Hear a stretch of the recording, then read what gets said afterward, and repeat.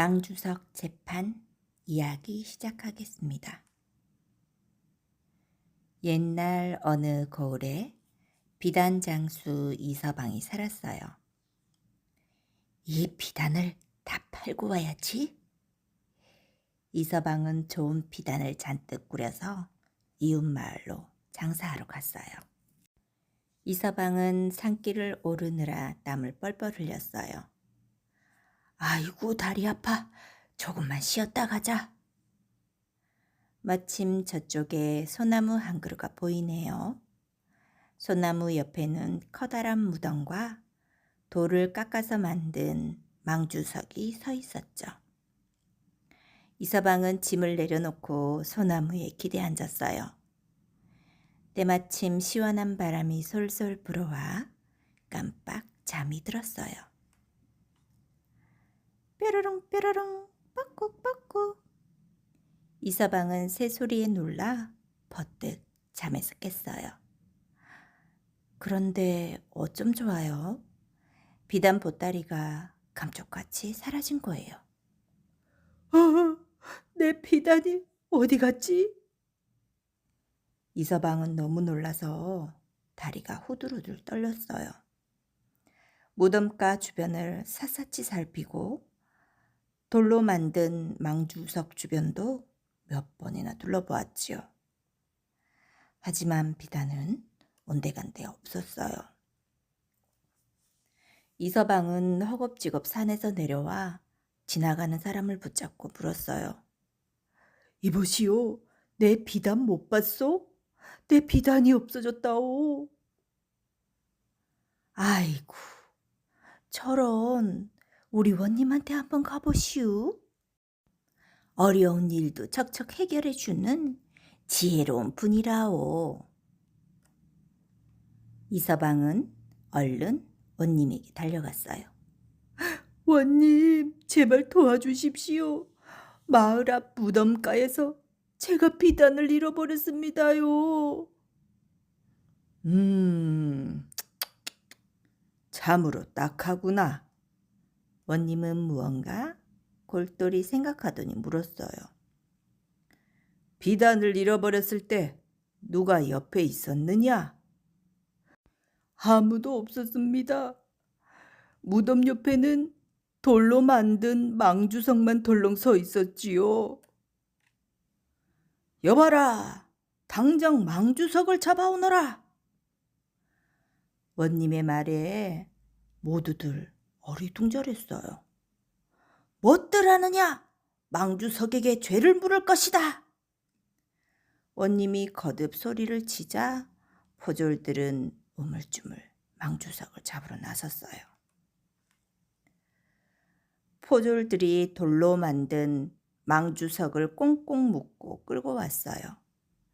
망주석 재판이 열린다는 소리에 동네 사람들이 와글와글 관하로 몰려들었죠. 원님은 망주석에게 엄하게 따져 물었죠. 망주석, 내 이놈! 너는 알렸다! 비단 보따리를 누가 가져갔느냐? 몇 번을 물었지만 망주석은 대답이 없었어요. 아무렴 돌로 만든 망주석이 말을 할 리가 없잖아요. 아무 말도 못하는 걸 보니 내 놈이 훔친 게로구나. 여봐라, 이 놈을 매우 쳐라. 포졸들은 망주석을 엎어놓고 곤장을 치기 시작했어요. 딱, 딱, 딱, 우지끈. 포졸들은 손이 아파 울먹울먹하고 돌덩이를 때리니 곤장은 부러져 이리 튀고 저리 튀고 난리가 났어요. 구경하던 사람들은 돌을 때리는 포졸들을 보고 키득키득 웃어댔죠. 바로 그때 원님이 짐짓 화난 듯이 말했어요. 누가 감히 재판을 비웃느냐? 방금 웃은 자들은 모두 감옥에 집어넣어라. 구경하던 사람들은 화들짝 놀라서 싹싹 빌었어요. 아이고, 원님, 제발 용서해 주십시오. 그러자 원님이 이렇게 말하지 뭐예요. 비단을 한 필씩 바치면 이번만은 용서해 주마. 사람들은 비단을 구하느라 우왕좌왕했어요. 아이고, 도대체 비단을 어디서 구한대요? 옆집 주막에 비단 장수가 왔대. 우리 그리로 가봅시다. 모두들 주막으로 몰려가 너도 나도 비단을 샀어요. 나는 이제 부자다. 연말 비단 장수는 신이 나서 떠들었죠. 사람들은 비단을 들고 돌아와 원님에게 바쳤어요. 원님은 이서방에게 비단을 살펴보게 했어요. 이럴 수가, 이건 제 비단입니다요. 그러자 원님은 사람들에게 물었어요. 이 비단을 어디서 샀느냐? 현마을 비단 장수에게서 샀습지요. 원님은 큰 소리로 명령을 내렸어요. 그놈을 당장 잡아오너라. 포졸들은 주막에 있던 비단 장수를 잡아왔어요. 원님은 쩌렁쩌렁한 목소리로 꾸짖었죠. 남의 비단을 훔치다니 내 죄를 내가 알렸다. 옆마을 비단 장수가 바로 도둑이었던 거예요. 비단 도둑은 원님 앞에 엎드려 싹싹 빌었어요. 원님, 이 은혜는 죽어도 잊지 않겠습니다. 비단을 되찾은 이서방은 원님에게 넙죽 절을 올렸어요. 원님은 사람들에게 비단값을 돌려주었지요. 역시 우리 원님이 최고야. 마을 사람들은 모두 원님의 지혜에 감탄했어요. 이서방은 기쁜 마음으로 다시 비단 보따리를 지고 길을 떠났어요. 이 마을 저 마을로 비단을 팔러 다니며 지혜로운 원님 이야기를 들려주었답니다. 떡먹기 내기 이야기 시작하겠습니다. 두꺼비랑 토끼가 만난 떡을 만들고 있었어요. 팥고물 깔고 쌀가루 깔고 팥고물 갈고 쌀가루 깔고 떡실 위에 켜켜이 앉혔죠. 후후 불 때서 한참을 찌니까 뭉게뭉게 김이 오르더니 구수한 냄새가 났어요. 이야, 정말 맛나겠다. 뜨끈뜨끈한 떡은 보기만 해도 군침이 꿀꺽꿀꺽 넘어갔어요. 두꺼비랑 토끼가 떡을 입에 쏙 넣으려는데 글쎄 등 뒤에서 어흥 소리가 나지 뭐예요. 떡 냄새를 맡고 왔는지 커다란 호랑이가 어슬렁어슬렁 다가왔어요. 얘들아, 나도 같이 먹자. 어흥. 두꺼비랑 토끼는 호랑이가 얄미웠지만 번쩍이는 호랑이 발톱이 무서웠죠. 그래. 너도 같이 먹자꾸나. 어쩔 수 없이 고개를 끄덕였죠. 그런데 호랑이가 보니 떡이 얼마 안 되었어요. 저 떡을 혼자 다 먹을 방법이 없을까? 욕심이 난 호랑이는 꾀를 냈어요. 우리 중 나이가 제일 많은 형님이 떡을 다 먹기로 하자. 두꺼비랑 토끼는 썩 내키지 않았지만 번쩍이는 호랑이 이빨이 무서웠어요. 그래. 그러는 게 좋겠다. 그래서 호랑이 말대로 하기로 했어요. 호랑이가 먼저 냉큼 나섰어요. 나는 이 산이 생기던 날에 태어났다. 어때? 내가 나이가 제일 많지? 그러자 토끼가 꼬를 찡긋찡긋하며 말을 받았어요. 그래? 이 산은 내가 흙을 날라 만든 건데 그럼 내가 너보다 나이가 많은 게 맞지? 둘이 서로 나이 자랑을 하는데 두꺼비가 벼랑간 훌쩍훌쩍 우는 거예요. 아니, 두꺼봐. 갑자기 왜 우니? 두꺼비가 눈물을 뚝뚝 흘리면서 말했어요. 아들 생각이 나서 그래. 내 아들도 토끼랑 같이 이 산을 만들다가 그만 발을 헛디뎌 벼랑에서 떨어져 죽었거든. 아이고, 불쌍한 우리 아들. 능청스러운 두꺼비의 말에 호랑이와 토끼는 할 말을 잃었어요. 그리하여 두꺼비가 제일 나이 많은 형님이 되었으니 두꺼비 혼자 떡을 먹게 된 거예요. 아니야. 내기를 다시 하자. 마음이 급해진 호랑이가 손을 마구 저었어요. 가장 높은 곳에 올라갔던 동물이 떡을 먹기로 하자. 토끼는 얼른 고개를 끄덕였어요. 두꺼비도 마지 못해서 그러자고 했죠. 이번에도 호랑이가 먼저 나섰어요. 나는 저 높은 하늘 꼭대기까지 올라갔다 왔다. 토끼가 잽싸게 말을 받아쳤어요. 나는 그 하늘 꼭대기에 있는 가장 높은 산 꼭대기에 올라갔다 왔어. 그러자 두꺼비가 말했지요. 나는 하늘 꼭대기에 있는 가장 높은 산 꼭대기에서 제일 높은 나무 꼭대기에 갔다 왔지. 두꺼비는 헛기침을 하며 떡시루를 끌어안았어요. 호랑이는 기가 막히고 코가 막혔죠. 야야, 그러지 말고 마지막으로 한 번 더 해. 그래. 내기는 3번 해야지. 토끼도 팔짝팔짝 난리 났죠. 내리 2번을 이긴 두꺼비는 억울했지만 어쩌겠어요.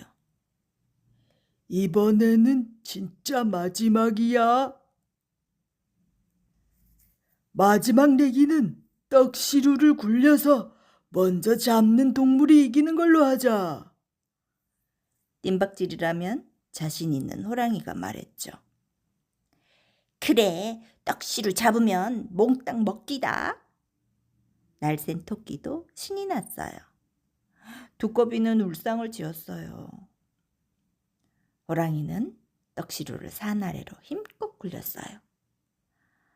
떼구르르 떡시루가 손살같이 굴러갔죠. 바로 뒤에는 호랑이가 우당탕탕 벼락까지 뛰어갔어요. 호랑이 뒤에는 토끼가 폴짝폴짝 불이 나게 달려갔죠. 한참 뒤에는 두꺼비가 꾸물꾸물 느릿하게 기어갔어요. 이번에는 아무래도 호랑이가 이기겠죠. 호랑이가 앞발을 뻗어 떡시루를 콱 움켜잡았어요.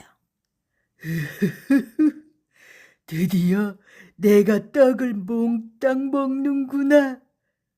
호랑이는 비죽비죽 웃음이 나왔어요. 그런데 이럴 수가. 떡시루가 텅 비어있지 뭐예요. 호랑이는 멍, 금세 쫓아온 토끼도 멍. 그저 가쁜 숨만 쌕쌕 내쉬었죠. 두꺼비는 느릿느릿 기어가다 눈이 휘둥그레졌어요. 저 앞에 나무 밑동에 떡이 걸려 있었거든요. 두꺼비가 어기적 가보니 진짜 떡이 맞았어요. 글쎄, 떡은 쏙 빠지고 떡시루만 아래로 굴러간 거예요. 그것도 모르고 호랑이랑 토끼는 떡시루를 따라 계속 내달린 거죠. 두꺼비는 쫄깃쫄깃한 떡을 어물어물 냠냠 맛있게도 먹었어요. 아유, 배불러서 더는 못 먹겠다. 두꺼비는 먹다 남은 떡을 등에 지고 내려갔어요. 얘들아, 너희 주려고 떡 가져왔어. 어서 먹어. 그런데 두꺼비 등에 붙은 떡은 엉망이었어요. 으아, 더러워. 그렇게 지저분한 떡을 어떻게 먹니? 호랑이랑 토끼는 얼굴을 찌푸리며 쌩 가버렸어요. 떡은 그대로 두꺼비 등에 들러붙어 버렸지요. 그때부터 두꺼비 등이 울퉁불퉁해진 거라네요. 원숭이가 준 보물 이야기 시작하겠습니다. 옛날 어느 곳에 자식도 없이 단둘이 사는 내외가 있었어요. 자식은 없어도 금실이 좋고 인심도 좋아 살림살이도 넉넉하고 남 부러울 것 없이 살았지요. 그런데 하루는 이 집에 웬 거지 야낙이 밥을 얻어먹으러 왔어요. 그래서 밥을 한 그릇 퍼다 주고서 가만히 보니 안악의 배가 북산만하게 불룩하게 불러 있었어요. 그런 몸으로 여기저기 빌어먹으러 다니는 걸 보니 참 안 됐죠. 보아하니 홀몸도 아닌데 대체 가장은 어디 있기에 혼자 그러고 다니는 거유? 하고 물어봤더니 저와 남편은 본래 혀를 단 신으로 만나 단둘이 살았는데 과거 보러 떠난 남편이 1년이 다 되어도 돌아오지 않기에 남편을 찾으러 나섰다가 길을 잃고 이 꼴이 되었습니다. 그래서 주인 내외는 의논 끝에 거지 야낙을 제 집에 두기로 했어요.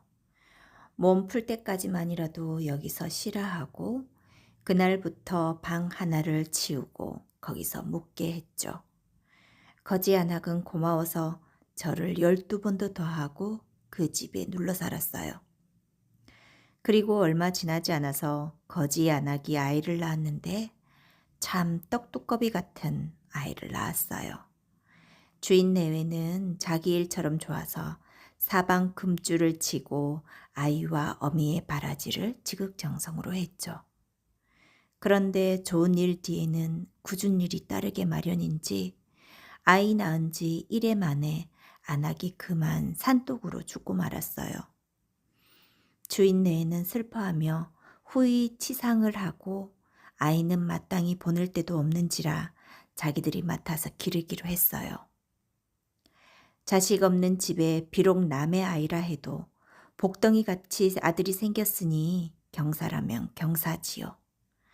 주인 내외는 온갖 정성을 다해 아이를 키웠어요. 동네방네 얻고 다니며 동랑젖을 얻어먹이고 밤낮으로 어르고 달래어 고이고이 키웠어요. 그런데 아이가 베넷짓을 그만두고 걸음마를 할 무렵 뜻밖에도 안주인에게 태기가 있더니 달이 차서 아들을 턱 낳았단 말이에요. 자식 없는 집에 아들 하나만 생긴 것도 감지덕지 할 판인데 한꺼번에 둘을 얻은 셈이니 얼마나 좋겠어요. 따지자면 하나는 남의 자식이요 하나는 내 자식이니 정이 더 가고 덜 가고 차이가 있음직하건만은 워낙 심덕이 후한 사람들인지라 조금도 차이를 두지 않고 두 아들을 하나같이 정성 들여 키웠어요. 아이들도 커가면서 절로 부모 마음을 담는지 형님 아우하면서 우애가 극진했더래요. 그럭저럭 세월이 흘러서 두 아들은 장골 사내가 되고 주인 내외는 백발 노인이 됐어요.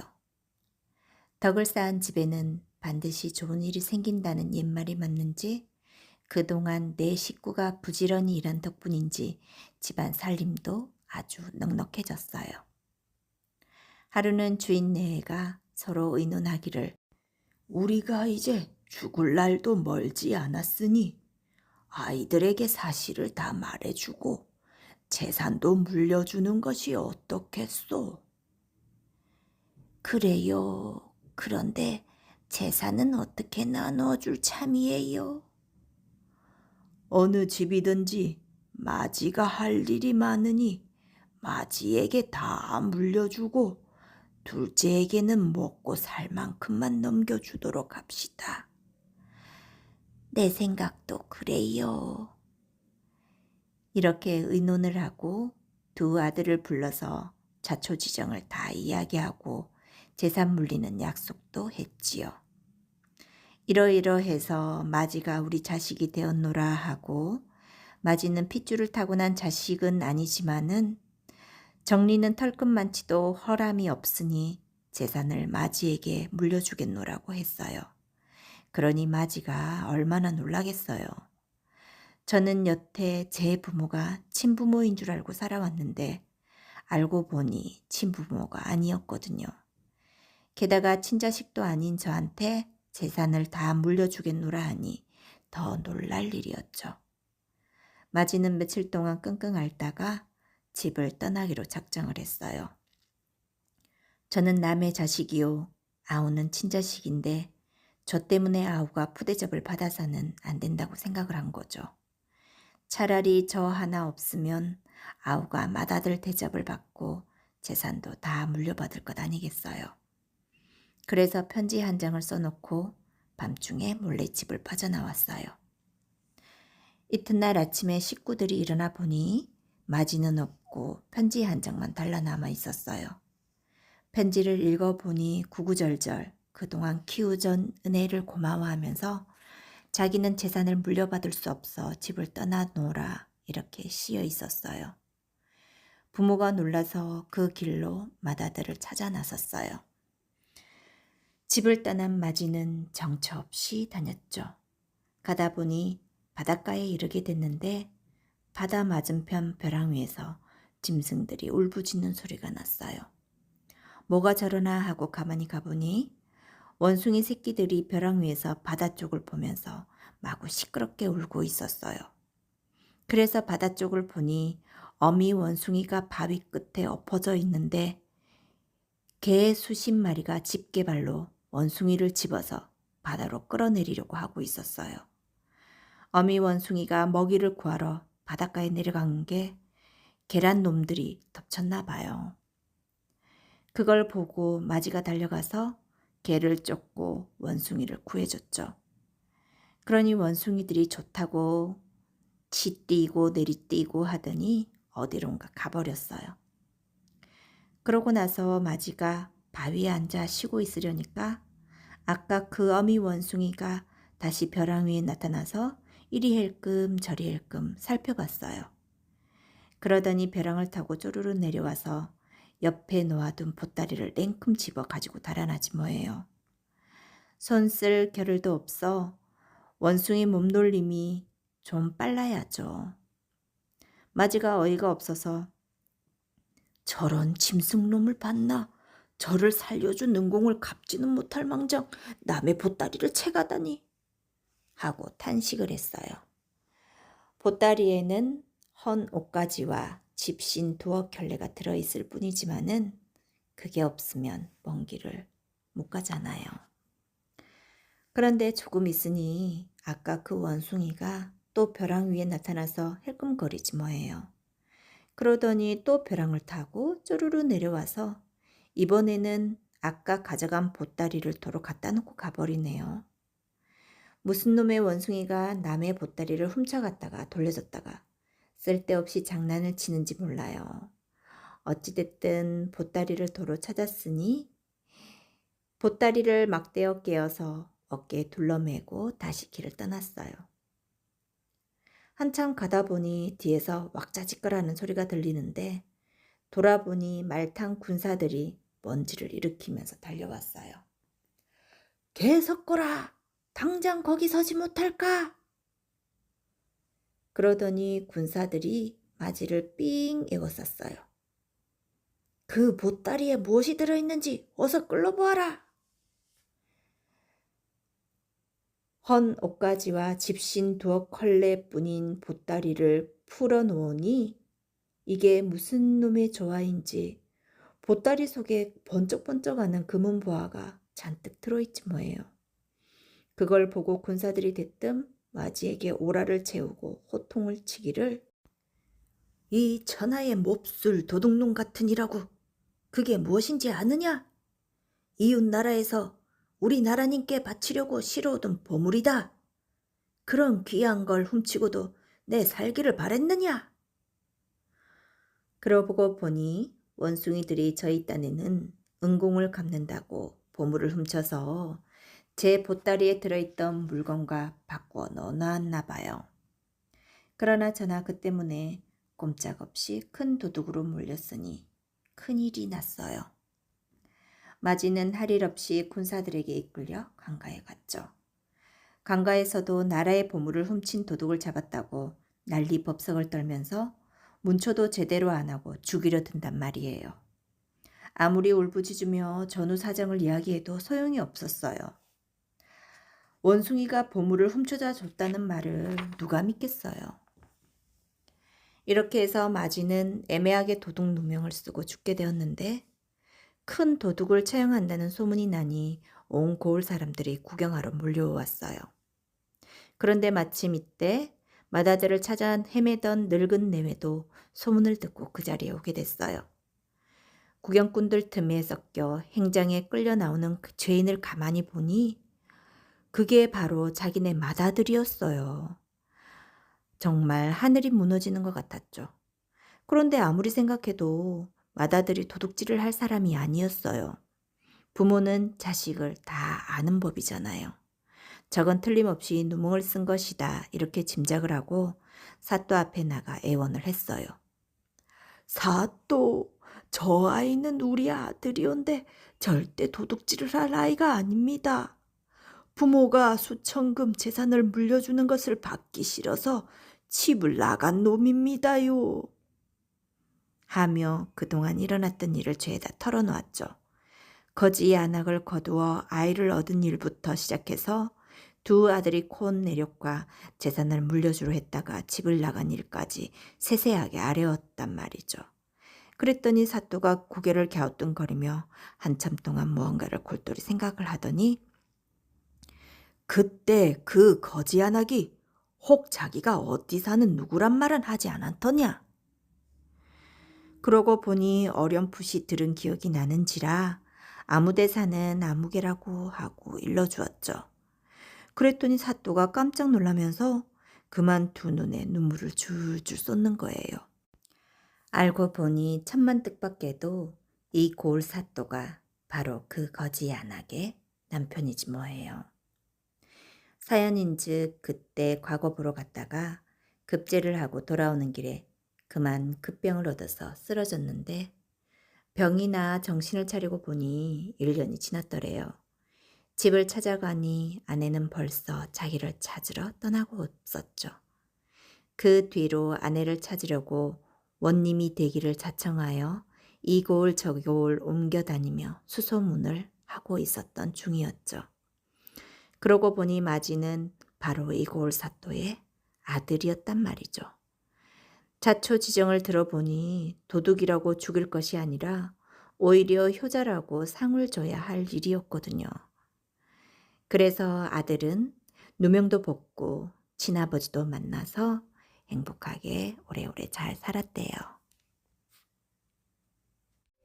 고려를 무너뜨린 거인 이야기 시작하겠습니다. 고려시대 서북면 박천 땅에 한 사냥꾼이 살고 있었다. 그는 묘양산에 나가 사냥을 하곤 했는데 하루는 이상하게도 짐승이 한 마리도 보이지 않았다. 종일 빈숨만 헤매다 허탕만 치고 빈손으로 돌아가려는데 돌연 사슴 한 마리가 수풀에서 튀어나왔다. 이를 본 사냥꾼은 곧바로 사슴을 쫓아갔다. 하지만 아무리 달려도 사슴은 가까워지지 않았다. 화살을 쏘아 보아도 맞을 듯 말 듯 빗나갈 뿐이었다. 한참 동안 용을 쓰고 쫓아도 잡을 수 없자 사냥꾼은 포기하고 그만 돌아가려 했다. 그때 가까운 곳에서 사슴이 불쑥 나타나더니 그가 있는 쪽을 바라보았다. 요망한 사슴이로구나. 내 오늘 너를 꼭 잡아야겠다. 사냥꾼은 오기를 품고 사슴을 쫓아갔다. 얼마나 따라갔을까. 사슴이 또다시 어디론가 사라져 버리더니 이번에는 다시 나타나지 않았다. 사냥꾼은 그제야 주변을 둘러보고는 자신이 너무 멀리 왔다는 것을 깨달았다. 하늘을 보니 어느덧 해가 뉘엿뉘엿 지고 있었다. 이거 낭패로구나. 사냥꾼은 산을 빠져나가려 숲을 이리저리 돌아다녔지만 도무지 길을 찾을 수 없었다. 그러던 중 바위 절벽 사이 좁은 계곡 하나를 발견하게 되었다. 이곳의 길이 좁으니 하룻밤 범이라도 피하고 가야겠다. 그렇게 절벽 사이로 들어가니 그 안에는 기이하게도 마치 사람이 낸 듯한 길이 나 있었다. 사냥꾼은 이를 이상하게 여겨 길을 따라 걸어갔다. 얼마나 걸었을까? 길의 끝자락에 기이하게 생긴 초가집 하나가 나왔다. 그 집은 가로로 길게 이어져 좋기 12칸은 되어 보였는데 오직 한쪽 끝에만 문이 달려있을 뿐 다른 곳에는 창문도 없었다. 기이한 모습에 의아해하며 사냥꾼이 자세히 보려 집에 가까이 다가가 보니 문틈 사이로 웬 여자가 보였다. 인기척이 들리자 여자가 고개를 돌려 사냥꾼을 쳐다보았다. 하지만 여인은 낯선 사람을 보고도 놀라거나 이상하게 여기지 않았다. 산길에서 길을 잃었는데 하룻밤 머물다 갈 수 있겠습니까? 그러시지요. 여자는 흔쾌히 수락한 뒤 사냥꾼을 집으로 들였다. 집 안에 들어가 보니 부뚜막과 부뚜막에 이어진 좁은 방 한 칸뿐이었는데 기다란 방으로 이어지는 듯한 작은 문 하나가 달려 있었다. 사냥꾼이 그 문을 보며 저 방 안에 뭐가 있을까를 생각하며 궁금해할 때쯤 여인이 물을 내어 주었다. 산속에서 호랑이 밥이 될 뻔한 위기를 넘기고 목도 죽이니 사냥꾼은 마음이 놓이면서 슬그머니 딴 생각이 들기 시작했다. 좁은 방에 여인과 단둘이 있으니 젊은 사냥꾼은 욕정이 일어 여인을 유혹하였고 여인도 별다른 말 없이 승낙하니 두 사람은 동침하게 되었다. 얼마 뒤 여인이 저녁밥을 내왔는데 반찬이라곤 곰 발바닥, 사슴포, 멧돼지 고기 등 죄다 산짐승으로 만든 것뿐이었다. 사냥꾼은 아차하는 마음이 들었다. 혹시 이 집에 남자가 있어? 여인은 아무렇지 않게 대답했다. 사냥을 나갔는데 곧 돌아올 것입니다. 쿵, 쿵, 쿵. 바로 그때 집 밖에서 발소리가 들려오기 시작했다.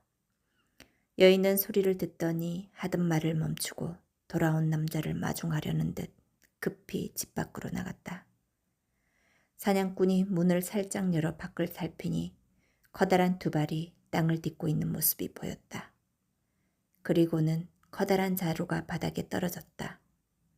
사냥꾼은 그의 얼굴을 보기 위해 위를 올려다 보았지만 몸집이 매우 큰 그의 얼굴은 처마에 가려 보이지 않았다. 내가 괴수의 집에 들어왔구나. 사냥꾼은 숨지도 그렇다고 뛰쳐나가지도 못하고 방 안에서 안절부절 못하고 있는데 거인의 소리가 들려왔다. 손님이 왔는가? 거인은 여인의 마중을 받으며 집 쪽으로 다가왔다. 쿵, 쿵, 쿵. 사냥꾼은 두려움에 떨며 옆에 놓인 칼을 집어들었다.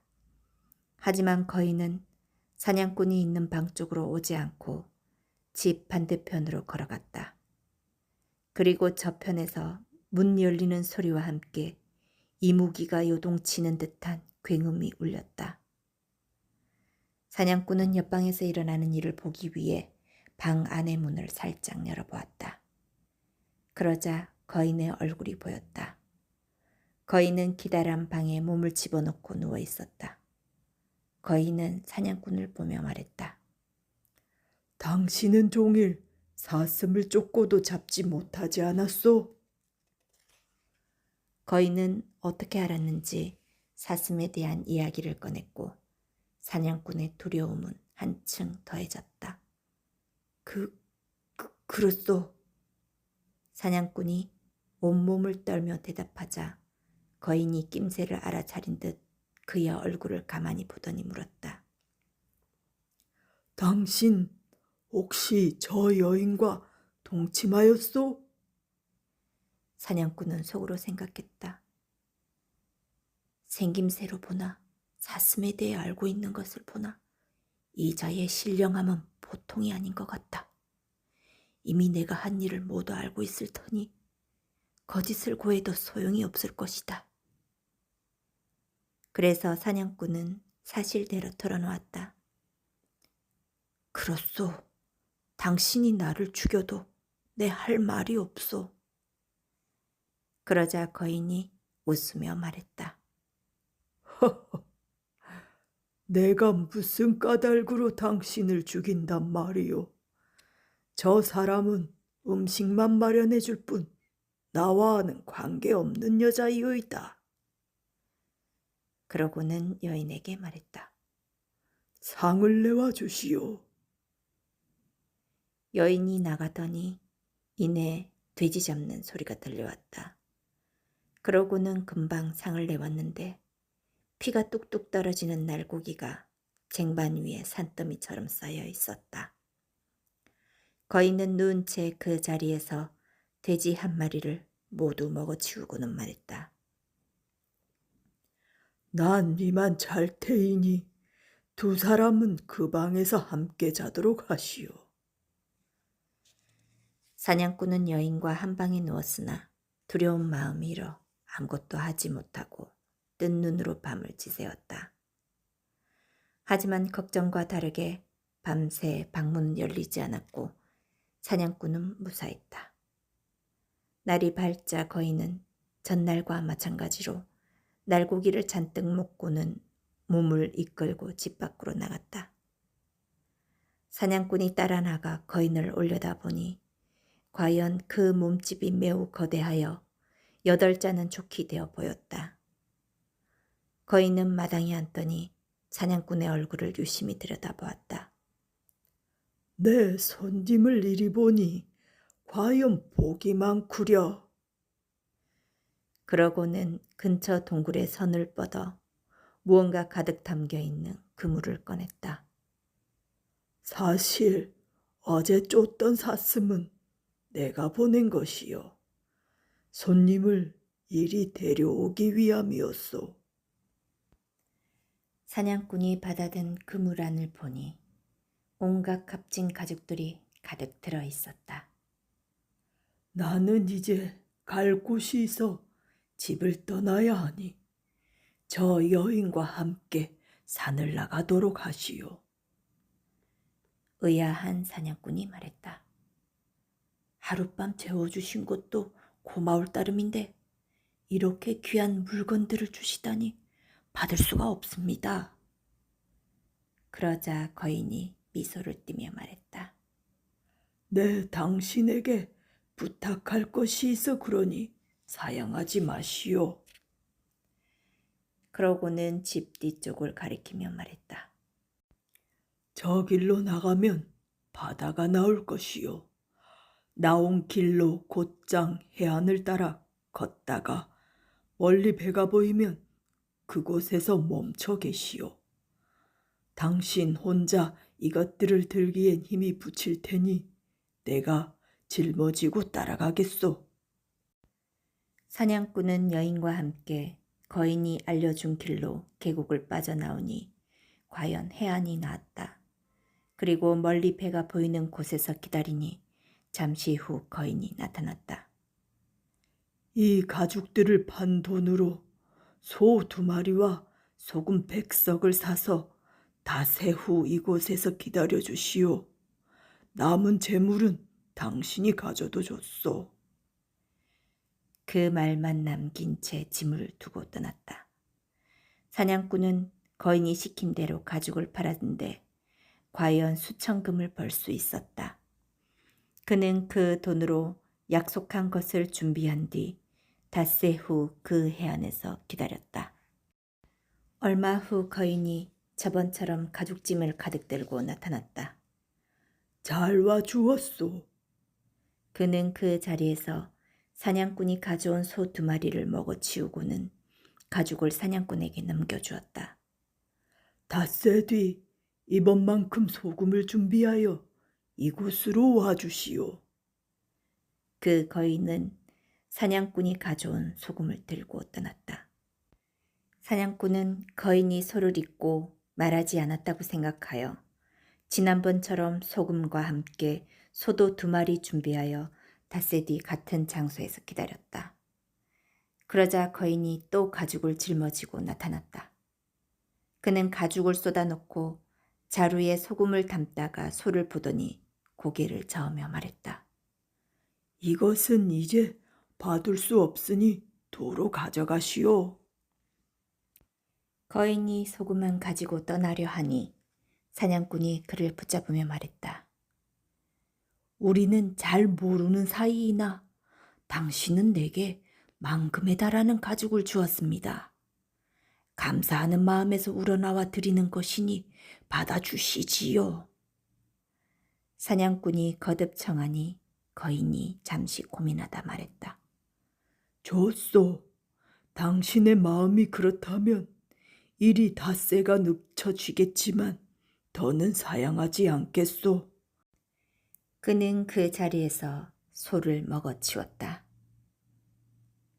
이제 마지막이요. 오늘 이후로는 당신과 만날 수 없을 것이요. 스스로를 보호하여 잘 지내도록 하시오.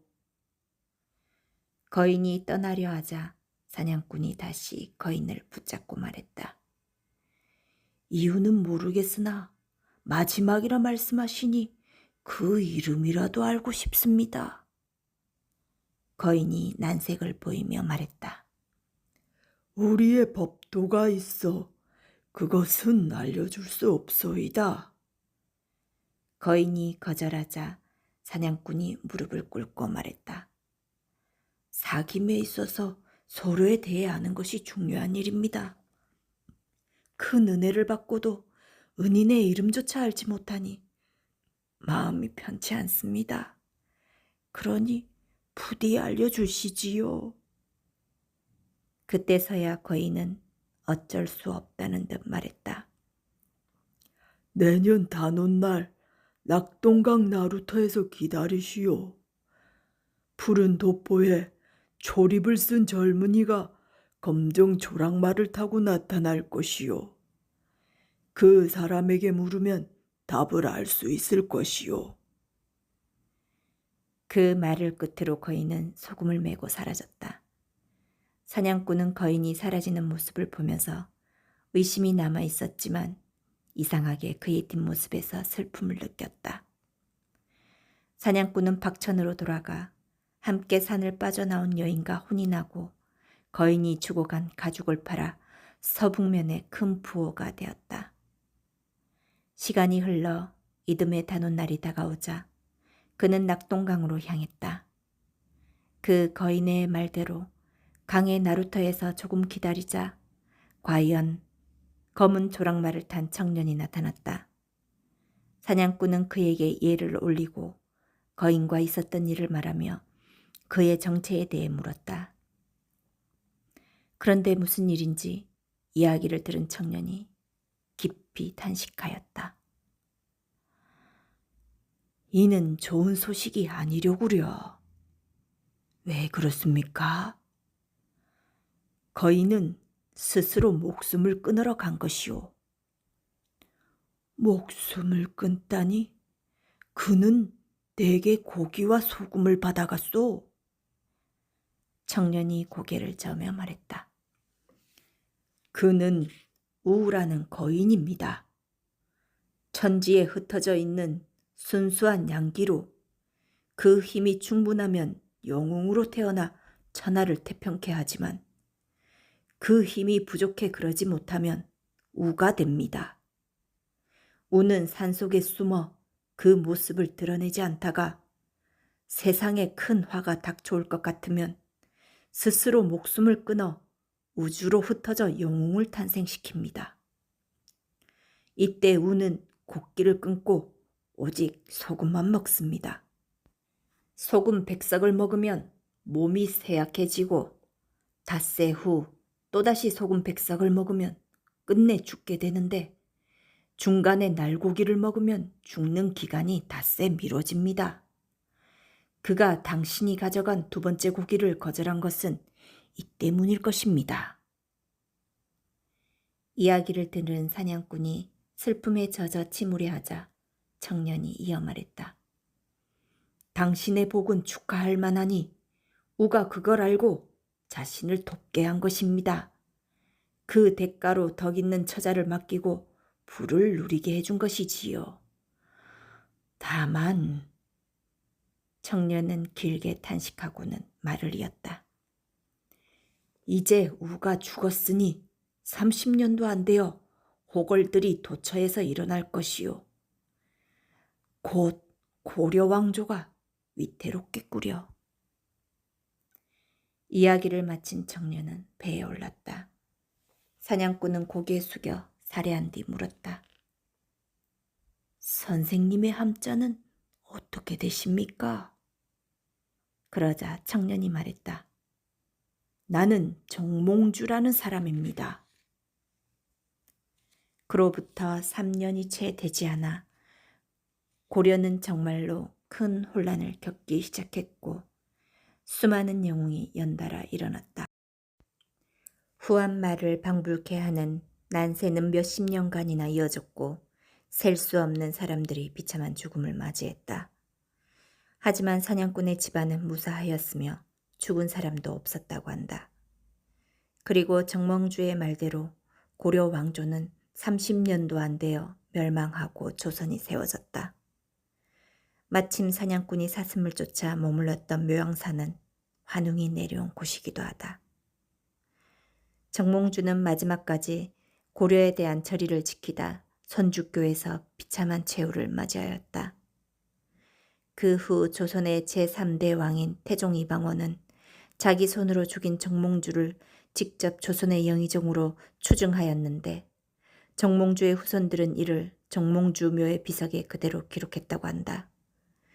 그런데 얼마 후 돌연 번개가 내리쳐 비석이 깨져버렸고 후손들은 그제야 정몽주가 분노했음을 깨달았다. 결국 비서에는 고려에서 받은 관직만을 남겨 고려 수문 하시 중 정몽주의 묘라고 짧게 써넣으니 그 후로 더 이상 비석에는 아무런 일도 일어나지 않았다고 한다. 두고도 거지. 이야기 시작하겠습니다. 옛날에 어떤 정승이 살았는데 이 사람이 늙음하게 아들을 하나 낳고 더는 자식을 못 얻었어요. 그러니까 정승 집에 아들이 딱 하나 있는 것이 늦둥이 외동아들이란 말이죠. 그러니 얼마나 귀한 아들이겠어요. 두 내외가 쥐면 꺼질세라 불면 날아갈세라 온갖 정성 다 들여서 키웠지요. 먹고 싶은 거 다 먹이고 입고 싶은 옷 다 입히고 손에 물 한 방울 안 묻히고 키웠단 말이에요. 그렇게 고이고이 키워서 나이 12살이 먹어 제법 총각티가 나게 됐지요. 하루는 어떤 스님이 바랑을 메고 동냥을 하러 왔기에 정승 부인이 쌀을 한 대박 퍼다 줬어요. 그런데 스님이 아이를 보더니 혀를 끌끌 차면서 불쌍하다 불쌍하다 하고 중얼거리지 뭐예요. 그러더니 주는 쌀을 안 받고 그냥 돌아서려고 한단 말이에요. 정승 부인이 하도 이상해서 물어봤어요. 스님, 왜 그러시오? 아무것도 아니올시다. 남의 귀한 집 자식을 보고 불쌍하다 하실 때는 분명 무슨 곡절이 있어서 그러셨을 텐데 제발 무슨 일인지 좀 가르쳐 주세요. 그제야 스님이 마지못해 일러주기를 이 아이는 명이 짧아서 앞으로 석 달을 넘기지 못할 것입니다. 듣고 보니 청청병력 같은 소리지 뭐예요. 그래서 정승 부인이 스님의 바랑을 붙잡고 늘어져서 어떻게든 명을 잇는 방도를 가르쳐 달라고 빌었어요. 그랬더니 스님이 하는 말이 귀한 집 아들이라고 너무 보듬어 안고 키워서 동티가 났습니다. 명을 이으려면 남의 발에 밟히는 고생을 해야 하니 꼭 살리기를 바라거든 나를 따라 보내시오. 아들을 살리는 길이 그 길뿐이라는데 어떻게 하겠어요. 그날로 아이를 스님한테 딸려 보냈죠. 딸려 보내면서 나중에라도 귀한 집 자식이라는 걸 알아볼 수 있게 하려고 금으로 술을 넣은 비단옷 한 벌을 싸서 들려보냈어요. 스님은 아이를 깊은 산속에 있는 조그마한 남자로 데리고 가더니 누더기 옷으로 갈아입히고 새 이름을 지어주었는데 새 이름이 두고도 거지였어요. 집에 온갖 것을 잔뜩 쌓아두고도 거지처럼 산다는 뜻이었죠. 그래 놓고 스님은 아이에게 온갖 험한 일을 다 시켰어요. 지게 지고 나무하기, 밥걸음 주기, 방 닦고 마당 쓸기와 밥 짓고 빨래하기까지 쉴 틈도 없이 일을 시켰어요. 그래서 두고도 거지는 손발이 부르터도록 일을 해야 했죠. 그럭저럭 석 달이 지났는데 하루는 두고도 거지가 종일 나무 열짐을 하고 고단해서 초저녁에 자리를 누워 있으니 스님이 곁에 앉아 머리를 매만지며 이를 잡아주셨어요. 스님이라 살생을 못하니 이를 잡아가지고 자꾸 자기 옷 속에 집어넣고 하는데 그러는 중에 두고도 거지가 깜빡 잠이 들었어요.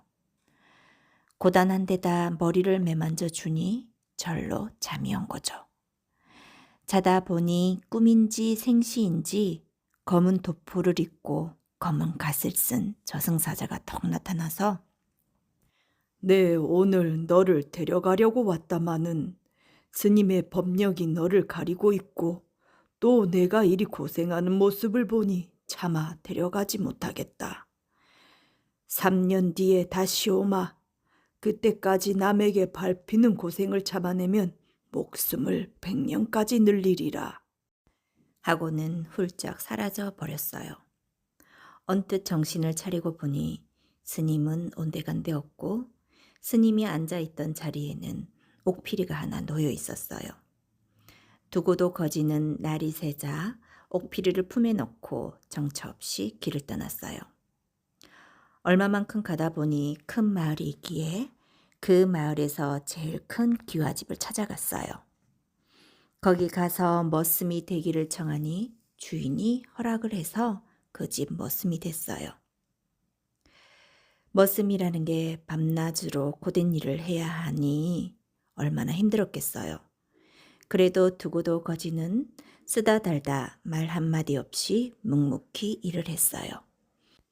산에 가서 나무도 하고 눈밭도 갈고 거름도 내고 마당도 쓸고 마구간 외양간 마소 먹이는 일도 했죠. 그러다 보니 머슴 중에서도 상머슴이 됐어요. 그런데 주인 집에는 딸이 셋 있었어요. 첫째 딸과 둘째 딸은 두고도 거지가 천한 머슴이라고 업신여겨서 밤낮 구박을 했어요. 첫째 딸은 새순물을 떠오라 해서 떠다 주면 물이 너무 차네 뜨겁네 트집을 잡아 쏟아버리고 쏟으려면 딴 데다 쏟을 것이지 하필이면 두고도 거지 낮에다 퍼붓는단 말이에요. 이러기를 날마다 한두 번도 아니고 12번씩 그랬어요.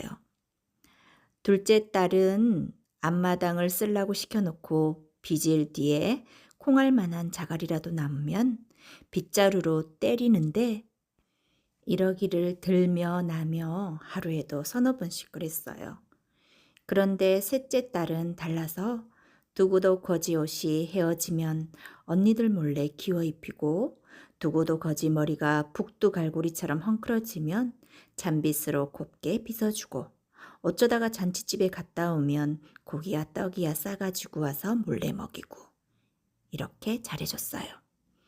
그럭저럭 3년이 지났는데 하루는 이웃 마을 장잔의 환갑날이 되어서 온 식구가 잔칫집에 가게 됐어요. 집안 어른들이 먼저 잔칫집에 가고 그 다음으로 딸들이 나설 때 첫째 딸이 나와서 말을 대령하라고 소리를 쳤어요. 두고도 거지가 마구간에 가서 말 한 피를 내와서 첫째 딸에게 대령했어요. 그랬더니 첫째 딸이 이놈아, 이 높은 말을 어떻게 타라고 그러고 섰느냐? 어서 말 아래 엎드리거라. 그래서 두고도 거지가 말 아래에 네 발로 엎드렸어요. 첫째 딸은 두고도 거지 등을 밟고 올라서서 말을 타고 갔죠. 그 다음 둘째 딸이 말을 대령하라고 소리치기에 또 말을 끌어다 놨죠. 둘째 딸도 두고도 거지더러 엎드리라 하고선 등을 밟고 말을 타고 갔어요. 셋째 딸이 나오기에 두고도 거지가 또 말 아래 엎드리려고 했죠. 그랬더니 셋째 딸은 두고도 거지를 부축해서 일으키고는 나는 걸어갈 터이니 이따가 틈을 타서 이 말을 타고 오너라. 내가 맛있는 음식 많이 감춰 놓을 테니. 온 식구가 다 잔칫집에 가고 나니 집안에는 두고도 거지 혼자 남게 되었죠. 두고도 거지는 맑은 물에 세수하고 동백기름으로 머리를 빗고 나서 여태 깊이 감추어 뒀던 옷보자기를 끌렀어요.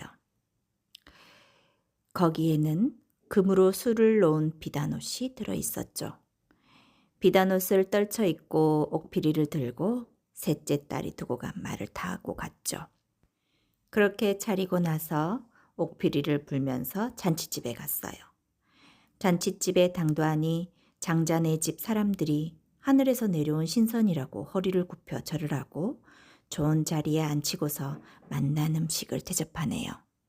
다른 사람들도 하늘에서 내려온 신선을 한 번이라도 더 보려고 구름같이 몰려들어 웅성웅성 참 야단 법석이었어요. 그런데 셋째 딸은 눈썰미가 야무졌던지 아무래도 어디서 많이 보던 얼굴이라 제가 맨 댕기 끝을 잘라가지고 두고도 거지 곁에 살짝 다가갔어요. 그러고는 술을 따르는 척하면서 댕기 조각을 두고도 거지 뒷머리에 묶어놨죠. 두고도 거지는 잔칫집에서 옥피리를 불며 잘 놀다가 남들보다 미리 집으로 돌아왔어요. 돌아와서 비단옷을 벗고 누더기로 갈아입고 마당을 쓸고 기다렸죠. 한참 뒤에 딸들이 돌아와서 첫째 딸, 둘째 딸은 잔치집에 가서 신선 만난 이야기를 하느라 입에 침이 튀는데 셋째 딸은 아무 말이 없었어요. 그러다 다른 식구들이 안 볼 때 가만히 두고도 거지를 불러놓고는 비단옷은 어디서 났으며 옥피리는 어디서 났느냐? 어서 바른 대로 말해보거라. 하고 물었죠. 두고도 거지가 시치미를 딱 떼고 모른 척 하니까 뒷머리에서 댕기 조각을 끌러가지고 제 댕기와 맞춰보는데 딱 맞았어요. 두고도 거지가 하는 수 없이 그동안에 있었던 일을 다 말해줬어요. 그러고 나니 댕기를 메었다 끌렀다가 하느라고 헝클어진 머리를 셋째 딸이 찬빗으로 빗어주었어요. 머리를 빗어주니까 또 절로 잠이 솔솔 왔어요. 그래서 얼핏 잠이 들었어요. 자다 보니 꿈인지 생시인지 몰라도 3년 전에 보았던 저승사자가 나타나 3년 늘린 내 수명도 오늘도 다 되었다마는 그동안 남에게 밟히는 고생을 참아냈으니 약속한 대로 너를 데려가지 않겠다. 이제는 100년 뒤에나 다시 오마. 하고는 연기같이 사라졌어요. 언뜻 정신을 차리고 보니 셋째 딸이 아직도 제 머리를 빗어주고 있었어요. 그 길로 주인에게 가서 모든 것을 밝히고 주인의 승낙을 얻어 셋째 딸과 백년가약을 맺었어요. 두고도 거지가 셋째 딸과 혼이 나는 날 금으로 수놓은 비단옷을 입고 옥피리를 불면서 색시와 함께 말을 타고 떠나는데 그 광경이 참 장관이었어요. 그 모습을 보려고 첫째 딸과 둘째 딸은 지붕 위로 올라가서 어휴, 이럴 줄 알았다면 내가 옷 끼워 입힐걸. 이럴 줄 알았다면 내가 머리 빗겨줄걸. 하면서 한탄을 하다가 그만 땅으로 떨어졌어요. 그렇게 떨어져 죽은 자리에 쌍버섯이 났는데 사람들은 그걸 보고 죽은 두 딸의 혼이 버섯이 되었다고 말했답니다. 장기 한판에 장기 말이 된 무변. 이야기 시작하겠습니다. 조선의 19대 임금 숙종은 잦은 황국으로 집권 세력을 바꿔가며 왕권을 강화시켰다. 황국이 일어날 때마다 조정에는 한바탕 피바람이 불어닥쳤고 패배한 세력은 크게 몰락하였다. 숙종 15년 기사왕국으로 서인의 우두머리 송시열은 사역을 받았고 대대적인 숙청으로 서인이 실각하고 남인이 집권하게 되었다. 기사왕국은 장희빈의 아들을 원자로 세우기 위해 조정의 세력이 서인에서 남인으로 바뀐 사건을 말한다. 이 시기 찢어지게 가난한 무변 한 사람이 있었다. 기사왕국으로 서인들이 대거 수청당하자 서인에 속했던 그 또한 화를 입게 되어 몇 년 동안이나 녹봉을 받지 못하였다. 안 그래도 어려웠던 살림에 설상가상으로 조금씩이나마 받던 쌀 몇 말마저 끊기니 그의 집안은 온 식구가 백가죽이 등에 들러붙을 지경에 이르렀다. 참다 못한 무변은 체면을 버리고 동량을 하기로 마음먹고 길에 나왔으나 막상 어디로 갈지 막막하였다. 한참을 고민하던 차에 그의 머릿속에 문득 한 사람이 떠올랐다. 옳지, 신대감님께 찾아가 봐야겠다. 판서 신년철은 신립의 증손이자 인조반정의 공신인 신경진의 손자로 일찍이 높은 자리에 두루 거친 지체 높은 양반이었다. 별 볼 일 없던 무병 같은 사람이 어찌 그런 양반과 연고가 있었는고 하니 과거 신대감이 훈련대장을 맡던 시절 그의 막하에 머물러 서로 안면이 있던 것이었다. 또한 같은 서인에 속하기도 하니 무변은 그에게 감히 부탁해 볼 만하다 여겼다. 서인이었던 신여철 또한 기사왕국 이후 자리에서 쫓겨난 상태였으나 무변은 그런 사정을 따질 상황이 아니었다. 스스로 부자는 망해도 3대는 간다지 않았는가 하며 신대감을 찾아가 사정을 이야기하였다. 그간 안녕하셨습니까, 대감? 저를 기억하시려는지요? 부끄럽기 짝이 없지만 저 자식이 굶어 죽어가는 판에 아비된 자로서 가만히 지켜볼 수만은 없어 염치불구하고 이렇게 대감을 찾아왔습니다. 혹시 먹을 것을 조금만 내어주실 수 있겠습니까? 그러자 신대감이 그를 반갑게 맞이하며 말했다. 이게 누군가? 어서 들어오게. 자네 같은 사람이 이런 어려운 처지에 놓이다니 내 마음이 편치 않네. 앞으로도 어려워 말고 언제든 찾아오게나.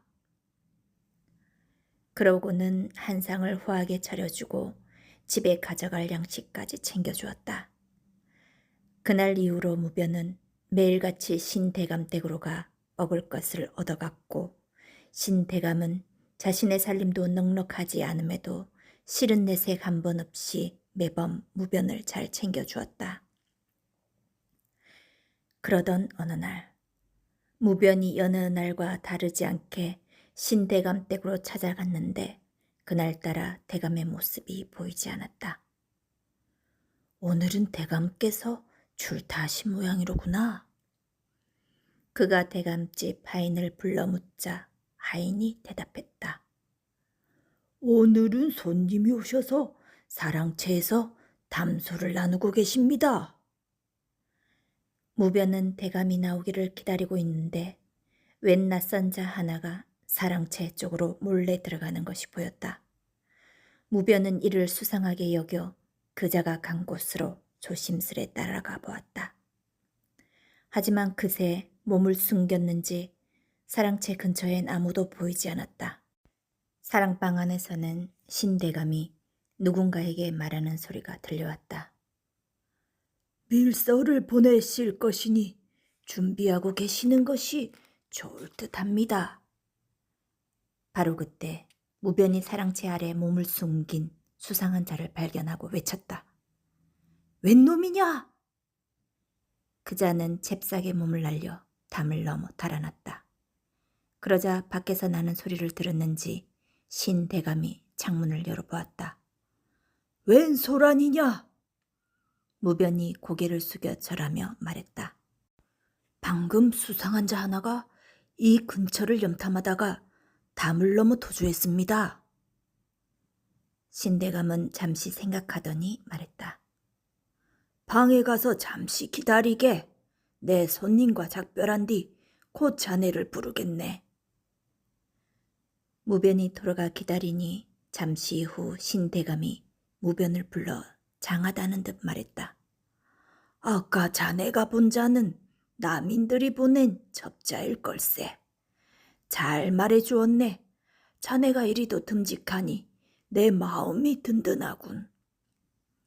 그러고는 술상을 내오게 하여 무변을 후하게 대접해 주었다. 그리고 집으로 돌아가는 그를 배웅하며 말했다. 내일은 나와 장기나 한판 둠세.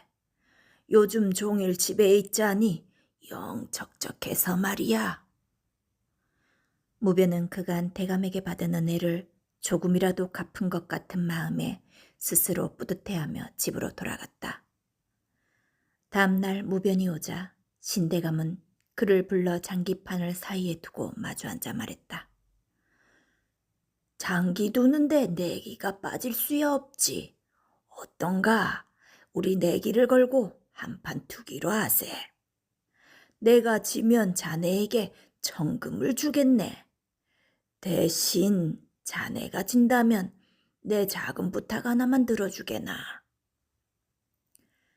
두 사람은 장기 한 판을 두었고 결과는 무변의 승리였다.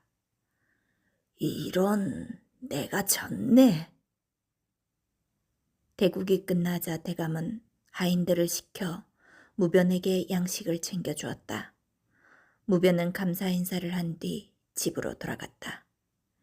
그날 밤 무변의 집에 웬 사람들이 수레를 끌고 찾아왔다.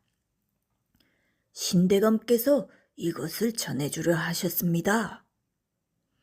그들이 가져온 것을 살펴보니 대감이 내기 때 약속한 청금이었다.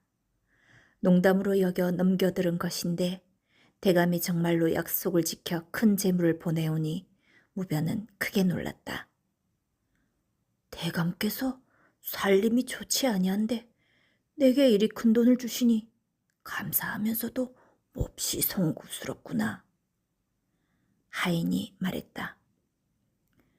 대감께서도 내일도 같은 시간에 오라 하십니다. 마땅히 그러겠다 전해드리거라. 다음날 무변은 신대감의 말대로 그의 집을 향했고 대감은 그를 반갑게 맞이하며 말했다. 오늘도 한판 둡세나. 내 오늘은 반드시 어제의 수치를 씻겠네. 무변은 속으로 잘 되었다고 생각이 들었다. 이 기회에 대감께 조금이나마 은혜를 갚아야겠다. 그렇게 두 사람은 대국을 시작했고 무변은 신대감이 눈치채지 못하게 짐짓 못 이기는 척 일부러 져주었다. 오늘은 제가 졌습니다, 대감.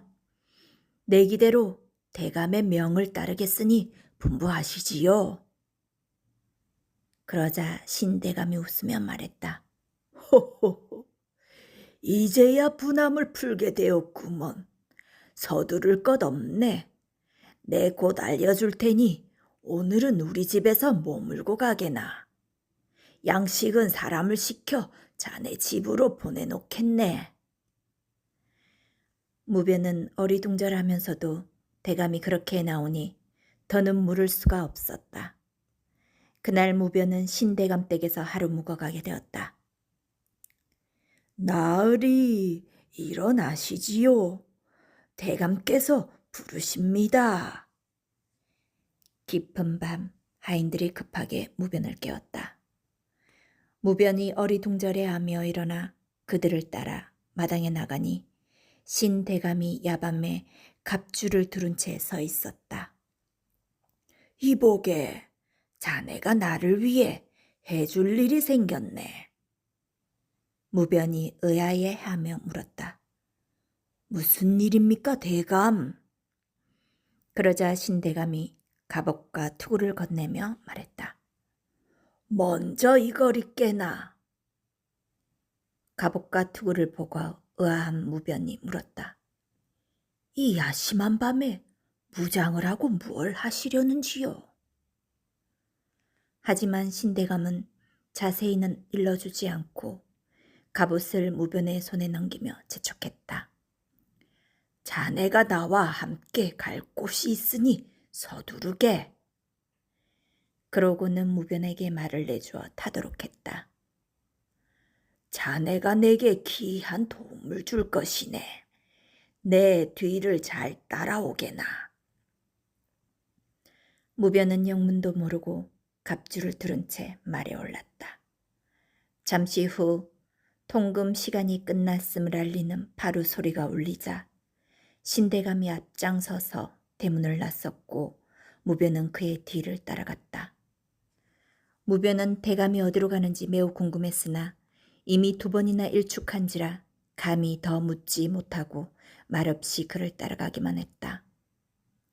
컴컴한 어둠 속에서 한참 말을 달리고 있는데 관상감 고개를 넘을 때쯤 해가 뜨기 시작하니 점차 주변이 밝아왔다.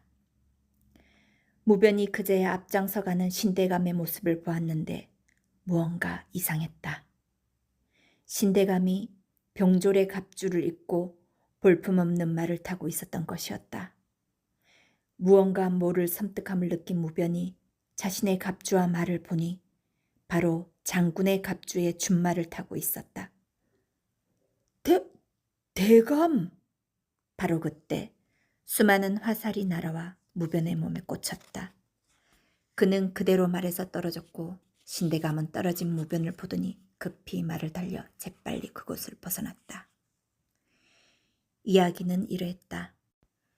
신대감은 일찍이 병마 절도사를 지냈던 무관으로 과거 경신 한국 때 서인편에 서서 남인들을 축출하는 데 앞장선 인물이었다. 그는 이후 판서 자리에까지 올랐지만 몇 년 전 기사황국 때 서인들이 중전 폐출을 반대하다 숙청을 당하자 그 또한 파직당해 몇 년 동안 집에서 기거하게 되었다. 그러던 어느 날 그의 정보원이 찾아왔다. 주상께서 마음을 바꾸시고 다시 곤전을 복위시킬 기미를 보이고 계십니다. 곧 대감께 밀서를 보내 병권을 내리실 것이니 이를 받으시는 대로 이꼴하시면 됩니다. 신대감이 크게 기뻐하며 말했다. 이 기회에 마침내 치욕을 씻고 또 한 번 황국을 도모할 수 있겠구나. 며칠 뒤 야심한 시각에 밀서를 보낼 것이니 대감께서는 준비하고 계시는 것이 좋을 듯합니다. 그때 밖에서 외침이 들려왔다. 웬 놈이냐? 신대감이 창을 열어 밖을 보니 무변이 사랑채 앞에 서 있었다. 무슨 일인가? 방금 수상한 자가 이 근처를 염탐하다 담을 넘어 도주했습니다. 방에 가서 잠시 기다리게. 내 손님과 작별하고 곧 자네를 부르겠네. 대감이 문을 닫자 그의 정보원이 다급히 말했다. 대감, 이는 필시 남인들의 첩자일 것입니다. 정보가 새어나간 것 같으니 궁에 들어가실 때 조심하셔야 할 듯합니다. 매복이 있을지도 모를 일입니다. 신대감이 잠시 생각에 잠기더니 말했다. 걱정 말게. 내게 좋은 생각이 있네. 그러고는 정보원과 작별하고 무변을 불렀다. 내일은 나와 장기를 한판 둠세. 잠시 후 야심한 밤 하인이 신대감을 급히 깨웠다. 대감, 일어나시지요. 궁에서 밀서가 왔습니다. 그는 밀서를 읽어보고는 말했다. 대장 자리에 제수되었으니 파루가 울리는 대로 즉시 골로 오라고 하시는구나. 준비해둔 갑주를 가지고 오너라. 그리고 가서 무변을 깨우거라. 이복의 무변, 자네가 나를 위해 해줄 일이 생겼네. 신여철이 무변과 함께 골로 향하던 시각, 남인들은 신대감이 지나게 될 관상감 고개에 궁수들을 매복시켜 놓고 있었다. 파루 소리가 울리고 얼마 뒤 두 사람이 말을 타고 오는 것이 보이자 대장이 궁수들에게 나지막이 명했다. 저기 준말을 타고 오는 놈이 신대감이다. 신호를 내리면 일제히 두 번째 오는 놈을 향해 쏘아라. 온몸에 화살이 박힌 무변은 그 자리에서 숨이 끊어졌고 무변의 목숨으로 화를 모면한 신대감은 급히 말을 달려 골에 들어가 무사히 병부를 받을 수 있었다. 그렇게 나라의 대권은 신대감의 손에 들어갔고 그를 위시로 한 서인들은 숙종의 비호 아래 남인들을 숙청하여 다시금 정권을 잡게 되었다. 그 후 신대감은 죽은 무변의 장사를 후하게 치러 주었고 그의 남은 가족들을 돌봐주었다. 또한 무변의 아들이 아버지의 3년상을 마치고 돌아오자 그에게 관직을 주선해 평생 넉넉한 급료를 받을 수 있게 해주었다. 내 아비를 닮아 든든하구나. 감사합니다, 대감. 신대감은 원한을 사지 않고 은혜를 베풀며 다른 사람으로 하여금 자기 대신 죽게 만들었다. 정치는 칼보다 무섭다더니 이는 신대감과 같은 사람을 두고 하는 말이 아닐까. 땅속 나라 도둑괴물 이야기 시작하겠습니다. 옛날에 어떤 총각이 예쁜 처녀에게 장가를 들었어요. 막 혼례를 치르고 돌아오는 길이었지요. 갑자기 주위가 컴컴해지고 돌개바람이 일었어요. 내 색시는 내가 데려가겠다. 어디선가 끔찍하게 생긴 괴물이 나타나더니 예쁜 색시를 낚아채어 달아나 버렸어요. 신랑은 도둑 괴물의 발자국을 따라 색시를 찾아 나섰어요. 그런데 가다 보니 괴물한테 가족을 잃은 사람이 신랑 말고도 여럿 있었어요. 돌장이는 아내를 잃고 나무꾼은 딸을 잃고 고리장이는 누이 동생을 잃었다지 뭐예요. 네 사람은 잃어버린 가족을 찾아 함께 길을 떠나기로 했어요. 네 사람은 괴물의 발자국을 따라 수많은 고개를 넘어갔어요. 발자국은 깊고 깊은 산속으로 이어졌죠. 커다란 바위 앞에 이르렀을 때 발자국이 뚝 끊어졌어요. 바위 밑에 숨었나? 이 큰 바위를 어떻게 한담? 네 사람은 우왕좌왕하며 바위만 쳐다보았어요. 내가 한번 해보겠소. 돌장이가 뾰족한 정과 망치로 바위를 쪼았어요. 사흘 밤낮을 그리했더니 바위가 쩍 갈라지고 땅속으로 이어진 굴이 보였어요. 아래로 내려가 봅시다. 나무꾼은 칡 줄기를 걷어다가 꼬박 사흘 밤낮을 꼬아 긴 동아줄을 만들었어요. 고리장이는 버들가지를 꺾어다가 사흘 밤낮을 엮어 큼지막한 바구니를 만들었죠. 신랑은 바구니를 동아줄 끝에 매달았어요. 돌장이가 먼저 바구니를 타고 내려갔어요.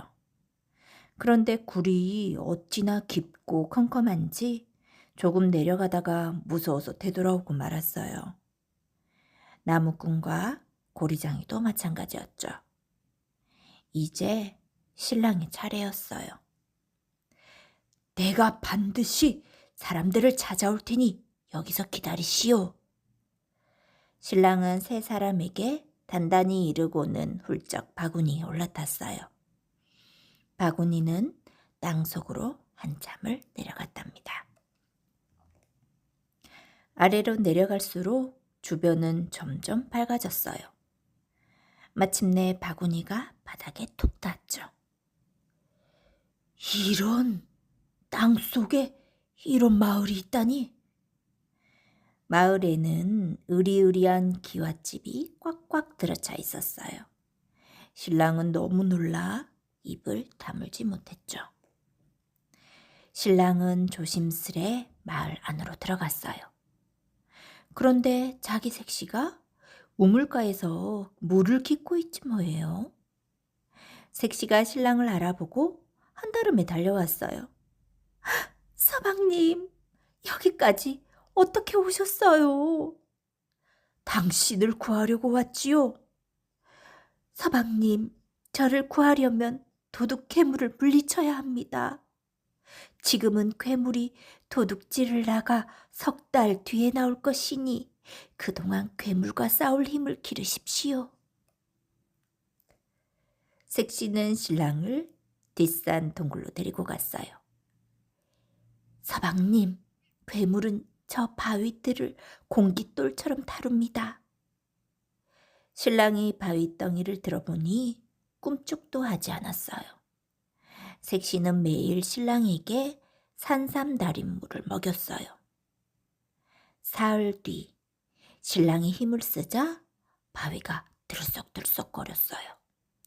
열흘 뒤에는 무릎까지 올라오고 보름 뒤에는 머리 위로 바위를 번쩍 들어올릴 수 있었죠. 한 달이 지나자 신랑도 괴물처럼 바위 덩어리를 공깃돌 다루듯이 다룰 수 있게 되었어요. 이번에는 색시가 30층 돌탑을 가리키며 말했죠. 서방님, 괴물은 저 돌탑을 한 번에 뛰어넘어요. 신랑이 뛰어넘어 보니 어림도 없었어요. 신랑은 매일 산삼달인물을 먹으며 돌탑을 뛰어넘는 연습을 했어요. 한 달이 지나자 30층 돌탑을 훌쩍 넘을 수 있게 되었지요. 서방님, 괴물과 싸우려면 저 무쇠칼을 마음대로 쓸 수 있어야 합니다. 처음 무쇠칼을 들어보니 발다리가 후들후들 말을 듣지 않았어요. 또 매일 산삼달인물을 먹고 한 달을 꼬박 휘두르자 마침내 무쇠칼도 마음대로 쓸 수 있게 되었답니다. 신랑이 땅속 나라에 온 지 석 달이 지났어요. 구르릉 땅이 흔들리고 우르릉 천둥이 치더니 무시무시하게 생긴 도둑괴물이 나타났어요. 너는 웬 놈이냐? 내 색시를 찾으러 왔다. 신랑은 무쇠칼을 들고 괴물에게 달려들었어요. 번개 같은 칼 놀림에 괴물의 머리가 툭 떨어졌죠. 그런데 잘려나간 머리가 도로 목에 찰싹 달라붙었어요. 발, 다리, 머리 할 것 없이 베어내면 다시 붙으니 이 일을 어찌해야 할까요? 보다 못한 색시가 꾀를 한 가지 냈어요. 색시는 아궁이로 달려가 치마폭 가득 재를 담아왔어요. 신랑이 다시 괴물의 머리를 베자 색시가 가져온 재를 얼른 괴물의 머리에 뿌렸어요. 이 맛 좀 봐라. 재를 단뜩 뒤집어 쓴 머리는 다시 붙지 못했어요. 괴물의 몸뚱이도 더는 버티지 못하고 쿵 소리를 내며 쓰러졌답니다. 신랑은 색시와 함께 괴물의 집으로 갔어요. 그곳에는 돌장이의 아내와 나무꾼의 딸, 고리장이의 노이 동생이 있었어요. 곳간에는 그동안 괴물이 훔쳐온 보물들이 가득했죠. 신랑은 구해낸 사람들과 보물을 모두 바구니에 실어 위로 올려보냈어요. 이제 밑에는 신랑과 색시만 남았어요. 그런데 바구니가 내려오지 않는 거예요. 땅 위에 있던 사람들이 보물을 차지할 욕심에 그냥 가버린 거죠. 신랑과 색시는 할 수 없이 마을로 되돌아갔어요. 둘은 땅속 나라를 헤매다 한 노인을 만났어요. 어르신, 땅 위로 나갈 수 있는 방법을 아십니까? 신랑이 묻자 노인이 손뼉을 탁탁 쳤어요. 그랬더니 두루미 한 마리가 날아와 가만히 앉는 거예요. 이 두루미를 타고 가시게. 신랑과 색시는 두루미를 타고 훨훨 날아올라 무사히 땅속 나라를 빠져나올 수 있었답니다. 그 후로 용감한 신랑과 지혜로운 색시는 서로를 아끼며 오래오래 행복하게 살았답니다. 형수의 원혼에 미쳐버린 조선의 임금. 이야기 시작하겠습니다. 죽음을 앞둔 세종에게는 크나큰 근심거리가 있었다. 바로 어린 손자의 앞날에 대한 걱정이었다. 아들 문종이 자신과 마찬가지로 병이 깊어 살 날이 얼마 남지 않아 보였는데 그 뒤를 이을 손자의 나이가 이제 10살 남짓밖에 되지 않았기 때문이었다. 그는 어린 손자가 야심 있는 숙부들 사이에서 어찌 왕위를 건사할까 하는 걱정에 편히 눈을 감을 수가 없었다. 세종은 죽기 직전 황보인, 김종서 등 대신들을 불러 말했다. 새 손을 잘 부탁하노라. 그의 불길한 예감은 그대로 맞았다. 세종이 승하하시고 아들 문종이 뒤이어 숨을 거두자 12살 어린 나이에 단종이 왕위에 올랐다. 그러자 숙부인 수양대군이 야심을 드러내기 시작한 것이었다. 그는 형이 죽은 지 2년 만에 아버지의 유지를 받들어 조카를 보호하던 황보인 김종서를 죽이고 단숨에 궁을 장악했다. 그게 바로 계유정난이었다. 궁을 장악한 수양대군은 거짓 어명으로 대신들을 입궐시킨 뒤 죽일 자와 살릴 자를 나누어 반대하는 이들을 가차없이 숙정하기 시작하였다.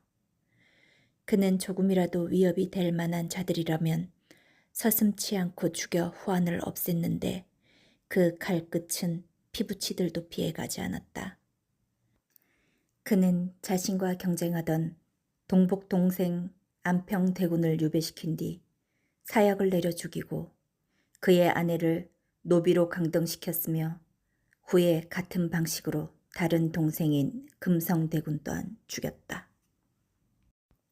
숱한 피를 뿌리며 왕자에 올랐던 태종조차 동복 형제만은 끝내 죽이지 않았었는데 수양대군에게는 그마저도 꺼릴 것이 없었다. 심지어 그는 형 문종의 무덤에서 반대파들을 무참히 살해하기도 하였는데 형의 아들을 보호하려고 한 자들의 피를 형의 무덤 위에 뿌리는 것이나 마찬가지였다. 수양대군은 권력에 대한 욕망 하나로 폐륜을 일삼았으며 눈을 가리고 마구 칼춤을 추었다. 이때 얼마나 많은 이들이 죽었는지 그 피가 내를 이루고 온 도성의 피비린내가 진동할 정도였다고 한다.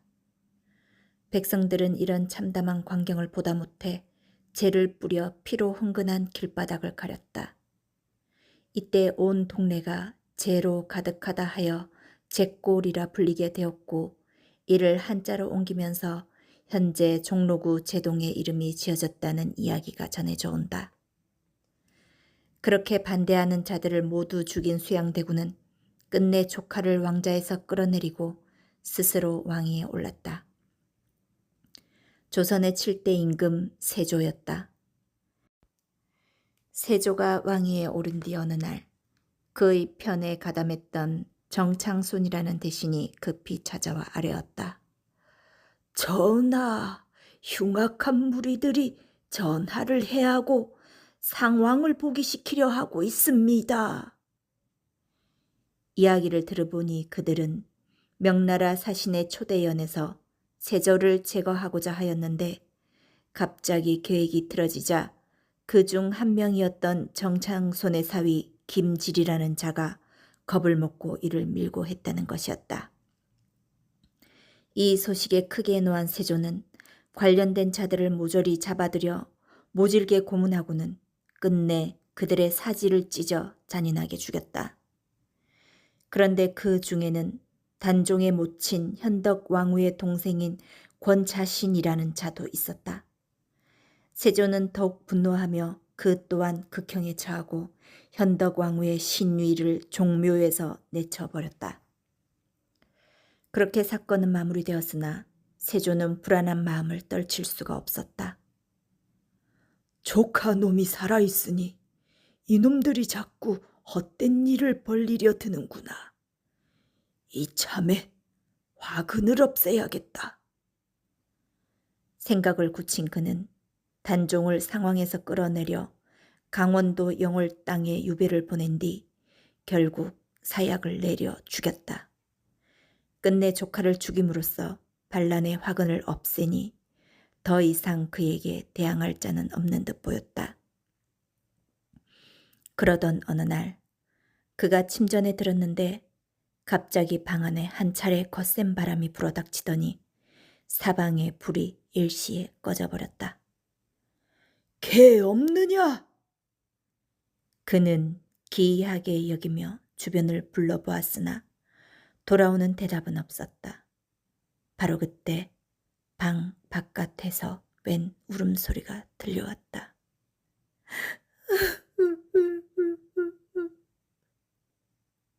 소리는 점점 가까워 오더니 이내 방문에 누군가의 그림자가 비쳤다. 세조는 몹시 놀라 재빨리 주변을 더듬어 검을 집어들었다. 웬 놈이냐? 그 순간 문이 벌컥 열렸다. 그는 단종의 어머니 현덕 왕후였다. 이게 어찌된 일이란 말인가? 오래전 죽은 형수가 눈앞에 나타나니 세조는 모골이 송연하였다. 현덕 왕후는 그런 세조를 가만히 노려보더니 발을 떼어 점점 그에게 다가왔다. 세조는 급히 검을 빼어 왕후의 목을 겨누고는 소리쳤다. 썩 물러가지 못할까? 하지만 그녀는 아랑곳하지 않고 계속해서 그에게 다가왔다. 세조는 크게 검을 휘둘러 그녀의 목을 베었다. 하지만 검은 호공을 가를 뿐 그녀의 몸에 닿지 않았다. 왕후는 양볼에 시꺼먼 피눈물을 흘리며 세조를 흘겨보더니 그의 몸에 침을 뱉고는 소리쳤다. 상감을 왕위에서 끌어내는 것도 모자라 그 목숨까지 거두어야 했느냐? 내가 그리하고도 무사할성 싶으냐? 세조는 두려움에 몸이 굳어 더 이상 아무것도 할 수 없었다. 왕후는 계속해서 그를 꾸짖었다. 내가 죄 없는 내 아들을 죽였으니 내게도 똑같은 고통을 안겨주마. 그러더니 갑자기 세조를 향해 달려들었다. 으으으으! 세조가 놀라 정신을 차려보니 한바탕 꿈이었다. 이게 무슨 흉한 꿈이란 말인가? 그때 급한 소식이 들려왔다. 전하, 전하! 무슨 일이냐? 세자 저하가 사경을 헤매고 있다옵니다. 세조는 몹시 섬뜩해하며 급히 어의를 보내 세자를 돌보게 하였다. 하지만 세자는 끝내 그 밤을 넘기지 못하고 숨을 거두었다. 무수한 사람들을 죽여온 그였지만 제 자식만큼은 끔찍이 사랑했기에 세조는 슬픔에 못 이겨 몸을 가누지 못했다. 그는 이내 간밤의 꿈을 생각하며 이를 갈았다. 이 오망한 년을 가만두지 않을 것이다. 그러고는 자우를 불러 엄히 명했다. 여봐라! 현덕왕후의 묘를 당장 파헤쳐버려라! 세조는 형수의 묘를 파헤쳐 관을 부수고는 그 잔해를 강물에 흘려보내버렸다. 어디 한번 다시 나타나 보아라. 그런데 그날부터 그의 몸에 이상한 변화가 일어나기 시작했다. 종기들이 생겨나는 것이었다. 처음에는 가벼운 피부병으로 여겼으나 시간이 지나도 도무지 병이 나아질 기미가 보이지 않자 예사병이 아님을 깨달았다. 그러고는 지난날 꾸었던 악몽이 떠올랐다. 종기가 나는 곳은 다름 아닌 현덕왕후가 침을 뱉은 자리였던 것이다. 그러고도 무사할성 싶으냐? 종기는 점점 커지더니 이내 썩어 들어가기 시작했다. 세조는 온갖 약을 쓰고 이름난 온천을 찾아다니며 병을 씻어내고자 안간힘을 썼다. 하지만 증세는 그럴수록 더 심해져 갔다. 그렇게 꼼짝없이 고통에 신음하며 여러 난을 보내니 그는 끝내 몸져 눕게 되었다. 그런데 그뿐만이 아니었다. 어느 날부터인가 매일 밤 그의 꿈에 현덕왕후가 나타나 보이기 시작한 것이었다. 자식을 잃어보니 마음이 어떠하냐? 썩 꺼지지 못하겠느냐? 하루도 빼놓지 않고 귀신이 나타나 그를 저주하니 세조는 악몽에 시달리다 못해 끝내 꿈이 두려워 잠을 이루지 못할 지경에 이르렀다. 하지만 그가 잠을 자지 않으니 현덕왕후는 그가 깨어있을 때 나타나 저주를 퍼부었다. 내 남은 놈의 자식은 어떻게 할까? 내가 잘못했다. 한 번만 용서해다오. 환청과 환각에 시달리며 지옥 같은 나날을 보내니 그의 낯빛은 점점 산송장처럼 변해갔고 예전 궁을 호령하던 모습은 온데간데 없었다.